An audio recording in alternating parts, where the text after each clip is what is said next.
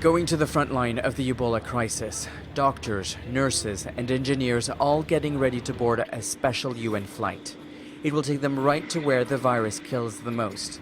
Cesar Arroyo works in logistics. He'll spend the next month without any physical contact, constantly checking his health. You feel weird.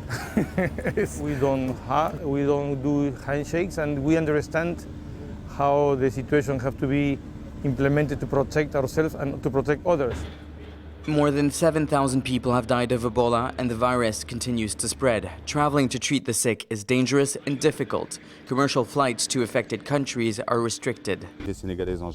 We've told Senegalese authorities that we would not transport passengers with symptoms or any blood samples with the virus.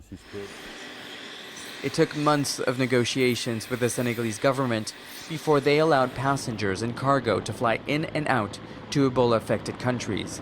There were conditions to this humanitarian corridor. One of the requests from the Senegalese government was to build a new airport terminal specifically made for this Ebola response. Now, this is something the United Nations had never done before, until now.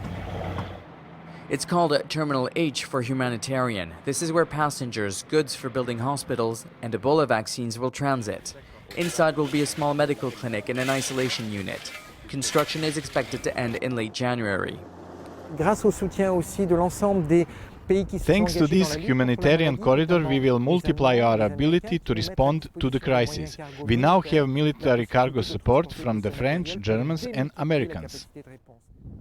Hundreds of soldiers have set up camp next to the terminal. The response is unprecedented. But still, the UN say they suffer from a shortage of staff.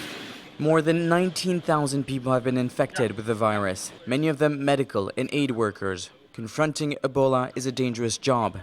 Not enough are willing to risk their lives to save others. Haque, Al Jazeera, Dakar.